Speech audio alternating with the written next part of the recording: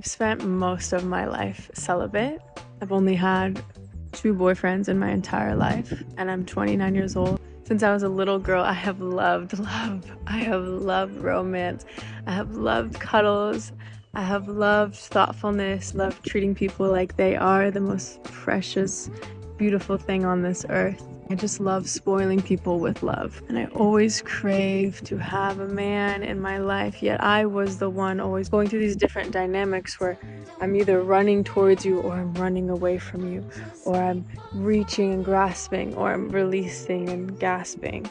I didn't realize that I was actually afraid of intimacy. And although it came from a more of a trauma sense of why I wasn't in that many relationships in my life, and why I didn't share my body with many men, it was a gift. And I really cherish this part of me that knows my worth and knows that this vessel is so precious, and my body has been such a beautiful journey. And I also had to take responsibility that I needed to go inward. I needed to look at my nervous system and attachment styles and my relational dynamics of why am I not in partnership, and not saying that we need to live this life in partnership, but I knew in my heart for my entire life that that is what I wanted. I want to build a family. I want to co-create. I want to build with another. I want to just live in union. That's my favorite part of life.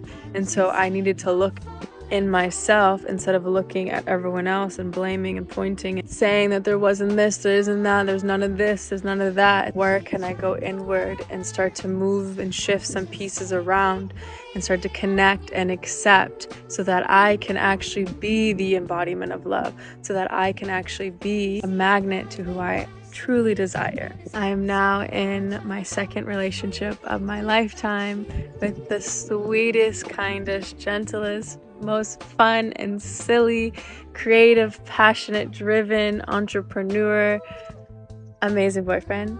I'm so grateful for what I've created, and it's really beautiful too, because we are just living in the present moment with this relationship. We're stepping into the unknown and letting it magically unfold, and it's such a gift to be in a slow love. I've always rushed love and needed to know everything and tried my best to control it so that I knew it was going to be perfect, and I knew it was going to be forever, and I knew nothing.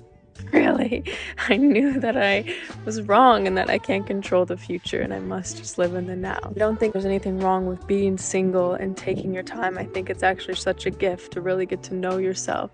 And I also think there's some spaces for self-accountability and responsibility.